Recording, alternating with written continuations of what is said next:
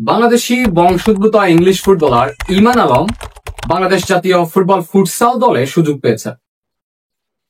এখন এটা নিয়ে সবাই বাংলাদেশের ফুটবল সমর্থকরা খুব উন্মাদনার মধ্যে আছেন, খুব আনন্দের মধ্যে আছেন। সবাই তাকে শুভেচ্ছা জানাচ্ছে। যতজন ক্রিয়েটর আছেন, কন্টেন্ট ক্রিয়েটর এবং যতগুলো পেজ আছে ফেসবুকে, ইউটিউবে, সবাই মোটামুটি খুশি এটা নিয়ে। তবে স্রোতের বিপরীতে আমি আজকে গিয়ে কিছু কথা বলতে চাই। আমি আসলে এই ব্যাপারটাতে খুবই অখুশি এবং এই জিনিসটা ইমান আলমের ক্যারিয়ারে ইমপ্যাক্ট ফেলতে পারে। ইমান আলম যদি সত্যি ডাক পেয়েছেন ঠিকই, তবে ইমান আলম থেকে এখনো কোনো মানে বার্তা জানানো হয়নি তিনি কি খেলবেন না খেলবেন না। তবে ইমান আলম যদি সত্যি এখানে চলে আসেন, তাহলে ইমান আলমের ক্যারিয়ারটা নষ্ট হওয়ার একটা হুমকি আছে এবং ইমান আলমকে আমরা হারাতেও পারি, এমনটাই হতে পারে, এটার সম্ভাবনাও আছে। সেগুলো নিয়ে আজকে কথা বলবো। কেন জিনিসটা আসলে উচিত হয়নি, কেন জিনিসটা ইমান আলমের জন্য ক্ষতিকর দিক, সেটা নিয়ে তুলে ধরবো। প্রথমত বলে, ইমান আলম বাংলাদেশ ফুটসাল দলের সুযোগ পেয়েছে, ইতিমধ্যে সবার মধ্যে জানা হয়ে গেছে। আপনাকে প্রথম বুঝতে হবে ফুটসালটা কি। ফুটসাল খেলাটা ছোট একটা মানে বারের মধ্যে ছোট, আমরা মিনিবার যেটা বলি, এটা একটা ইনডোরের মধ্যে খেলে। যদিও ফুটবল দিয়েই খেলা হয় ফুটসালটা, তবে ফুটসাল কিন্তু আলাদা একটা খেলা ফুটবল থেকে। আপনি ভালো করে রিসার্চ করলে জানতে পারবেন।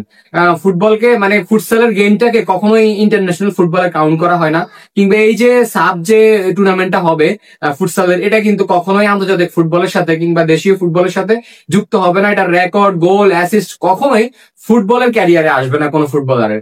এটাকে আলাদা একটা খেলা ধরা হয়। এটা যদিও ফুটবল দিয়ে খেলা হয়, প্লেয়ার থাকে কম, সম্ভবত কতজন ফুটবলার আমি শিওর না, কম ফুটবলার থাকে এবং সেখানে ছোট একটা বার থাকে, সেখানে গোল করতে হয়। সেখানে ড্রিবলিং টেকনিক দেখায়। কিন্তু আপনাকে আগে বুঝতে হবে, ইমান আলম কি কখনো ফুটসাল দলে খেলার জন্য নিজেকে প্রস্তুত করেছিলেন? কিংবা ইমান আলম যেখানে প্র্যাকটিস করেন, কিংবা ইমান আলম যে ম্যাচগুলো খেলেন, কিংবা ইমান আলম যে ক্লাবে খেলেন, আমরা সম্ভবত জানি যে ইমান আলম ইংল্যান্ডের একটা 7 টায়ারের ক্লাবে খেলছেন বর্তমানে, অনূর্ধ্ব দলে। সো ইমান আলম কি আসলে কখনো ফুটসলের জন্য নিজেকে প্রস্তুত বানিয়েছেন? ইমান আলম সবসময় মাঠে গেম খেলে প্রস্তুত। আপনি বলবেন যে সে অনেক ড্রিবলিং জানে, তাই তাকে ফুটসল দল শুধুমাত্র ড্রিবলিং দিয়ে হয় না, তাই না?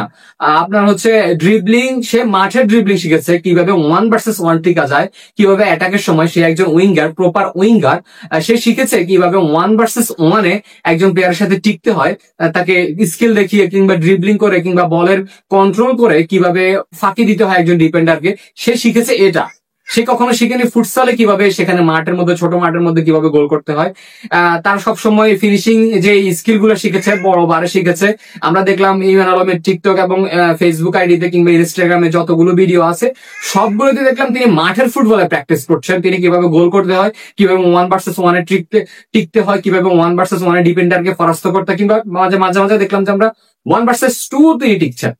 সো ইমান আলম শিখেছে মাঠের ফুটবল, তাকে আপনি ফুটবলে ডাকছেন।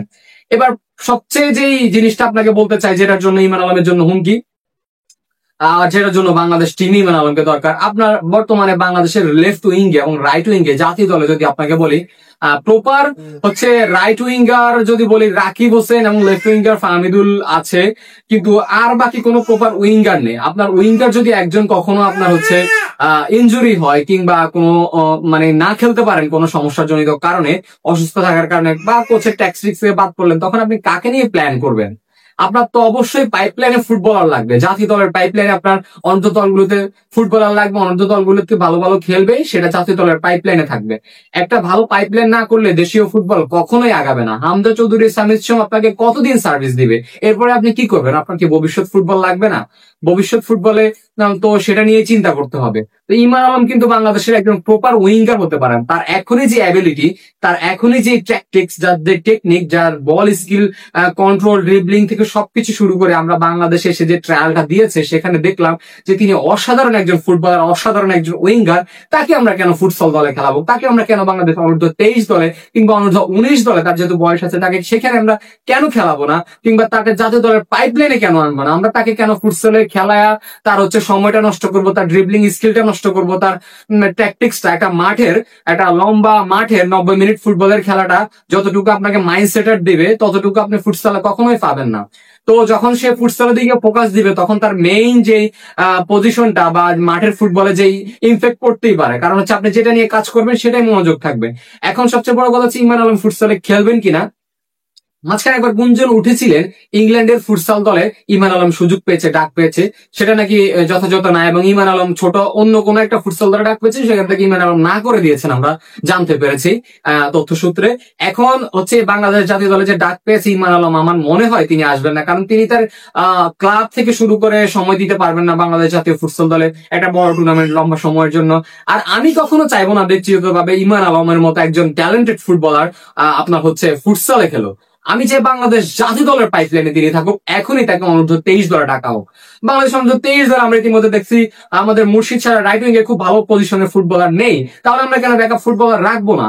আরো ইমান আলমের মতো একজন ফুটবলার, আপনি যে বাংলাদেশের যে 54 জন ফুটবলারের ট্রায়াল হয়েছিল জুন মাসে, সেখান থেকে আপনাকে যদি 3টা কিংবা 2টা কিংবা একটা নামও বলতে বলা হয়, অনেকেই বলবেন ইমান আলম, অনেকেই বলবে বিরসুক সাকমা। আমরা যদি এই ইমান আলম বিরসুক সাকমাদেরকে হারাই, তাহলে হয়তো আমাদের ভবিষ্যতের ফুটবল খুব একটা ভালো ইঙ্গিত দিবে না। কারণ হচ্ছে হামজা সমিত আপনাকে কয়দিন সার্ভিস দিবে? 5-6 বছর পরে তো হামজা সমিতরাও একটা নির্দিষ্ট বয়সে চলে আসবে, তার চিন্তা ভাবনা করবে কিভাবে ক্যারিয়ারটা গোছানো যায়, শেষ করা যায়। এরপর আপনি কি করবেন? কাকে নিয়ে খেলবেন? আপনাকে কি এখনই পাইপলাইন তৈরি করতে হবে না? বিশ্বের যত ভালো ফুটবলার আছে আপনি তাকে খেলাচ্ছেন ফুটসাল দলে। আমি এটার সাথে কোনোভাবেই যুক্ত না, এবং আমি চাচ্ছি না বাংলাদেশ জাতীয় ফুটসাল দলে ইমান আলম আসুক কিংবা খেলুক। আমি চাই বাংলাদেশ অনূর্ধ্ব জাতীয় দলে এখন ইমান আলমকে খেলানো হোক, এবং বাংলাদেশ জাতীয় দলের রাইট উইং ইমান আলমকে দেখতে চাই। ইমান আলম যে ধরনের ট্যালেন্টেড ফুটবলার, যতটুকু তিনি স্কিল পারেন, মানে মাইন্ড ব্লোয়িং যেটা বলতে, মানে আমি অবাক হয়েছে ছেলেটার ড্রিবলিং স্কিল দেখিয়ে, অসম্ভব রকমের ভালো ড্রিবলিং করে থাকেন, স্কিল দেখিয়ে থাকেন, এবং ফিনিশিং স্কিলও দুর্দান্ত। বাংলাদেশ যেখানে উইঙ্গারের অভাবে ভুগছে, সেখানে আপনি উইঙ্গার পেয়ে তাকে ফুটসাল দলে রাখছেন। আপনাকে আবারও বলে দিচ্ছি, ফুটসাল কিন্তু ফুটবল খেলা না, ফুটসাল আলাদা একটা গেম করা হয়, সেটাকে একটা অংশ, পার্ট বলা যায় আর কি, মানে ভিন্ন একটা পার্ট এমন আর কি। এখন মানে আপনি গ্রামগঞ্জে শর্ট পিচ টুর্নামেন্ট খেলেন, শর্ট পিচ টুর্নামেন্টটা কখনো ইন্টারন্যাশনাল ফুটবল হবে না, এমনটাই আর কি বলতে পারেন। তো এটার জন্য বলতে চাচ্ছি যে ইমান আলমকে আমরা এখন আমাদের অনূর্ধ্ব-23 দলে চাই, আমরা এসব ফুটসাল দলে চাই না। আমরা চাই এত ট্যালেন্টেড ফুটবলারকে নষ্ট না করতে, আমরা চাই তাকে তার যে গেম প্ল্যান, তার যে গেমের টেকটিক্স, ড্রিবলিং স্কিল, এগুলো ধরে রাখুক তিনি হয়ে যাক বাংলাদেশের হামজারি মতো আরো একজন সুপারস্টার, তিনি বনে যাক বাংলাদেশের আরো একজন নতুন উদীয়মান তারকা, হামজা কিংবা ফাহমিদুল কিংবা জায়ানের মতো আরো একজন নতুন তারকা। আমরা চাই সেই ইমান যে যখন মাঠে খেলেছিল আপনি বিশ্বাস করতে পারবেন না, গ্যালারিতে উপচে পড়া বা ভিড় ছিল। ইমানকে নিয়ে বাংলাদেশের যে উন্মাদনা ছিল, সবাই ইমানকে পছন্দ করেন।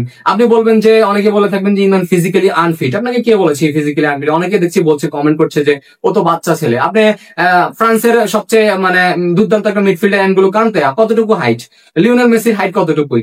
ইমান আলম এখনো বাচ্চা একটা ছেলে, সে বড় হবে, হাইট বাড়বে, আরো স্কিল বাড়বে, সবকিছু বাড়বে, ফিজিক্যালি আরো ফিট হবে। সে ছোট একটা, মানে এখনো অত ফিজিক্যালি অনেক বেশি ফিট না, তবে তিনি ফিজিক্যালি যদি প্লেয়ারদের সাথে, ডিফেন্ডারদের সাথে না টিকতে পারেন, তিনি কিন্তু তার টেকনিক দিয়ে ঠিকই ডিফেন্ডারদের সাথে টিকে নিবেন, তার ট্যাকটিক্স দিয়ে, তার ড্রিবলিং দিয়ে, তার স্কিল দিয়ে তিনি ঠিকই টিকে নিবেন। তাকে ধরা ছোঁয়ার বাইরে ইমান আলম এমন একটা ফুটবলার, এমন স্কিল জানেন তিনি ডিফেন্ডারদের ধরা ছোঁয়ার বাইরে। সো সেজন্য চাইবো ইমান আলমকে নিয়ে এত খুশি না হওয়ার ফুটসাল দলে, এবং আমি চাইবো ইমান আলম যাতে নাই আসুক, ফুটসাল দলে নাই খেলুক, বাংলাদেশ অনূর্ধ্ব-23 দলে, কিংবা আমি চাইবো 21 দলে বাংলাদেশের ইমান আলমকে দেখতে, লাল সবুজের জার্সি গায়ে দেখতে। এবং একদিন স্বপ্ন রাখি যে বাংলাদেশের লাল সবুজের জার্সি গায়ে হামজার পাশে খেলবেন বাংলাদেশের এই উদীয়মান তারকা ইমান আলম। এটা বলেই শেষ করছি। আপনিও কি চান আমার মতো যে ইমান আলম জাতীয় দলে খেলুক কিংবা বাংলাদেশ অনূর্ধ্ব-23 দলে খেলুক? তাহলে অবশ্যই কমেন্ট করে জানিয়ে দিন, এবং এই যৌক্তিক উদাহরণটা সবার মাঝে ছড়িয়ে দিন ভিডিওটি শেয়ার করে। ধন্যবাদ, আসসালামু আলাইকুম।